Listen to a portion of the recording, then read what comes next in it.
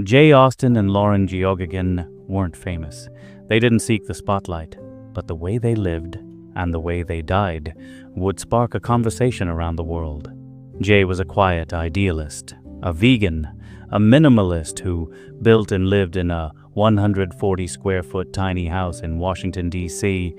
Lauren had a kind heart and a curious mind. She graduated from Georgetown University and worked in public service. They met in D.C., fell in love. Together they spent years planning a journey. Not to prove a point, not to chase thrill, but to slow down and see the world 1 mile at a time. They weren't cyclists by sport, but cycling, slow, simple, and free, fit their values. It meant less carbon, less money, and more connection. In 2017, they set off to pedal across the globe. Africa, then Europe, then toward the Silk Road and the mountains of Central Asia.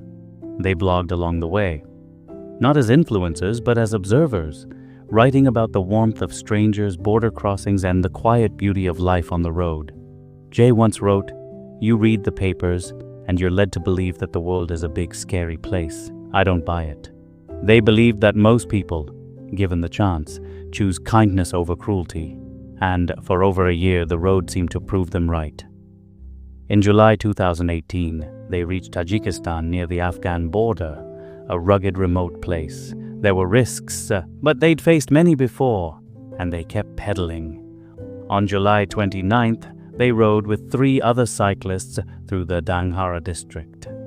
A car appeared behind them. It didn't slow down. It accelerated and swerved. The sedan mowed down the cyclists. Then the attackers jumped out and began stabbing those who survived. Jay and Lauren were killed. So were 2 others. The attackers filmed themselves pledging loyalty to ISIS. Jay and Lauren didn't believe in evil, not in the way the headlines use it. They believed in people, in possibility, in living deliberately. And even though the road betrayed them in the end, they lived exactly as they hoped to. Their journey wasn't about escaping life.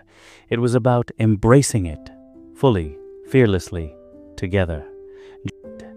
In the years since the attack, those responsible have faced justice. The ringleader, sentenced to life in prison, died behind bars in 2020. His name already forgotten. But Jay and Lauren's story and the quiet, fearless way they lived is what people remember. Until next time, subscribe for more true crime stories.